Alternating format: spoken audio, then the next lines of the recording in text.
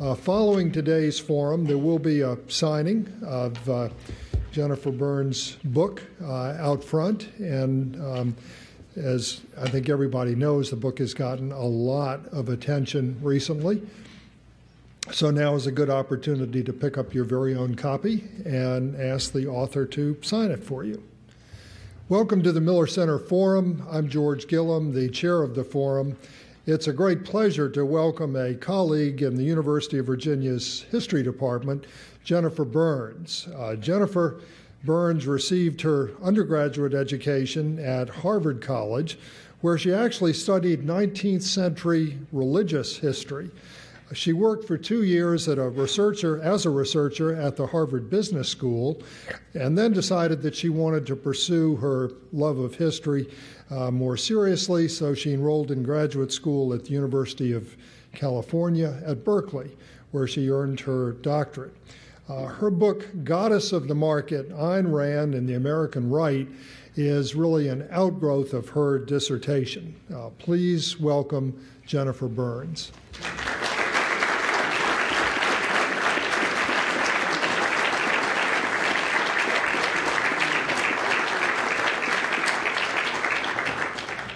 Thanks, George. Can everybody hear me all right? Yes? Let me begin with a brief semantic clarification. Question I get all the time is, how do you pronounce the name of the subject of my book? So I learned in the course of my research the historically accurate pronunciation of her first name is Ayn. And the trick I give people to remember that by is that, in keeping with her philosophy, the correct pronunciation of her name rhymes with the word mine. So, the stereotype about Ayn Rand is that she's a cheesy novelist beloved primarily by the pimply adolescent. There may be a grain of truth in this stereotype, but what I argue in my book, Goddess of the Market, Ayn Rand and the American Right, is that instead we should consider her the ultimate gateway drug to life on the American right. And I focus on two facets of her thought in particular that make her significant and appealing to those on the right. The first is her belief in limited government. The second is her defense of unregulated free market capitalism.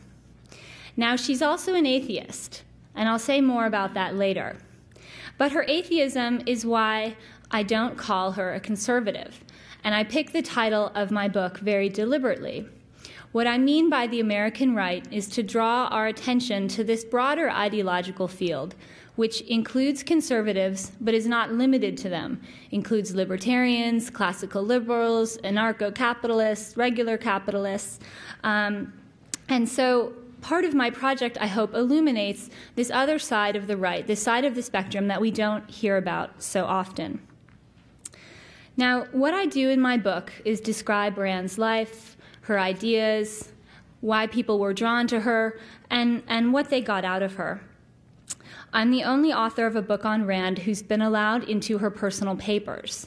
And so sorting through her archives, which have been very closely held until now, looking through her unpublished letters, her early political writings, her journals, her diaries, has allowed me to explore the hidden dimensions of her thought and really flesh out her impact on her readers, on those who knew her well, on those who simply corresponded with her. And what I discovered was that for many people, reading Rand was a transformative experience. There's a sort of feverishness and intensity to reading Rand that I think is very unique and marks her appeal. So here's a letter that a young fan wrote to Rand that I quote from in my book. And this young reader tells her, quote, "About a month ago, I noticed how much I was talking about your books to my friends and classmates. As a result of my enthusiasm, I have lost 2 friends. I am beginning to realize how unimportant these people are." So readers like this might eventually move away from Rand or move away from this intensity, but her ideas about government, capitalism, individualism, these remain. And as I show in the book, She's become part of American political culture. She's become part of how we understand our world, politics, the state, capitalism. And for this reason, I think she's worth visiting and exploring. But let me back up a little bit and start with the obvious question. Who is Ayn Rand? She was born as Elisa Rosenbaum in 1905 in Petrograd, Russia. She was the eldest daughter in an affluent Jewish family. When she was 12 years old, her family lived through the Russian Revolution, and this left a deep impact on her thought. I want to read from the opening page of my book where I describe this experience. It was a wintry day in 1918 when the Red Guard pounded on the door of Zinovy Rosenbaum's chemistry shop. The guards bore a seal of the state of Russia, which they nailed upon the door, signaling it had been seized in the name of the people. Zinovy could at least be thankful the mad whirl of revolution had taken only his property, not his life. But his eldest daughter, Elisa, 12 at the time, burned with indignation. The shop was her father's. He had worked for it, studied long hours at university, dispensed valued medicine and advice to his customers. Now, in an instant, it was gone, taken to benefit nameless, faceless peasants who could offer her father nothing in return.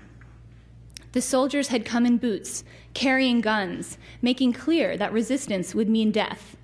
Yet they had spoken the language of fairness and equality, their goal to build a better society for all. Watching, listening, absorbing, Elisa knew one thing for certain. Those who invoked such lofty ideals were not to be trusted. It was a lesson she would never forget. Now, from this moment on, this sort of traumatic seizure of her family's livelihood, the Rosenbaums' family circumstances changed drastically, and they tumbled from a very secure position in Russian society to a place where they were barely scraping by. They were almost starving. They did what they could to get by, but it was sheer misery for all of them. And by the time she was in her 20s, Elisa knew she had to get out.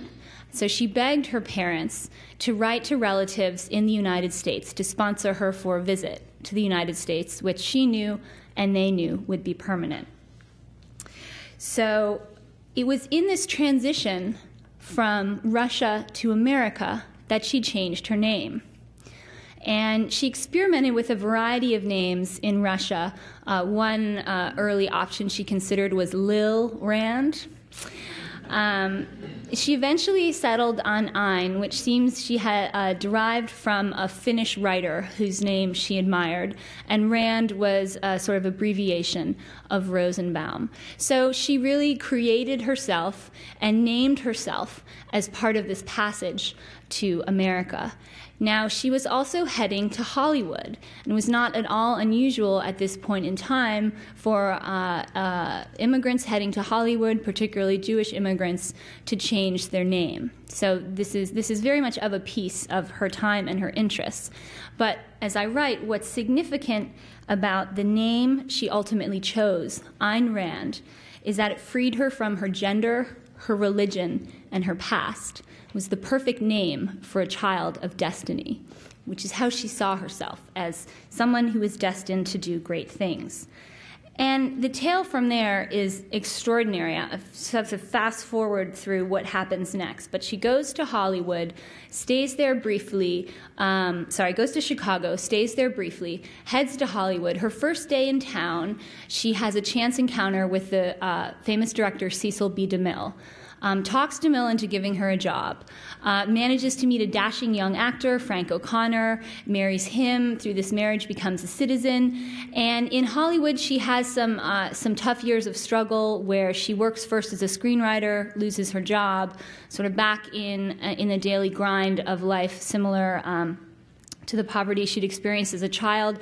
And then eventually her writing gets noticed, and she meets success after success. And it's really with The Fountainhead, her second major novel in 1943, that she achieves lasting fame. So The Fountainhead is typically understood as the story of Howard Rourke, an independent and intransigent architect who won't compromise his designs for anybody, be it clients or other architects, his sort of unfettered, pure artistic genius. Now, as I show in the book, it's also a parable about the dangers of collectivism versus individualism and a critique of the emerging New Deal order. And when Rand was in the middle of writing this book, she actually took a break and worked for several months on the presidential campaign of Wendell Willkie.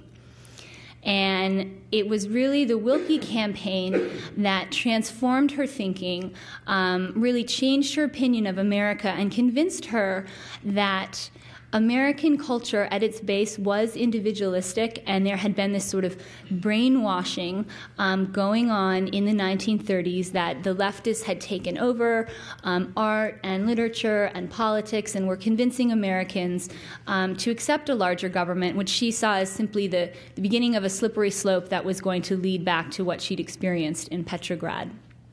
So here you see Rand really deliberately deciding that as a writer, she was going to make her mark politically, but on what she called our side. And she at this time called herself a reactionary. That was her favorite political term for herself.